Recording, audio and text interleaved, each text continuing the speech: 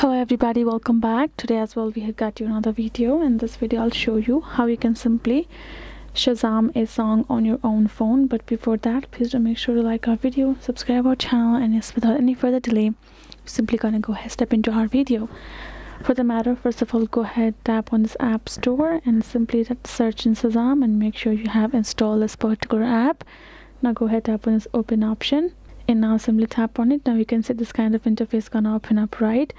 Simply have to tap on this icon and now it will simply listen for music to search for it. You're gonna go back and find your app and simply long press on it. Now tap on this option of Shazam now.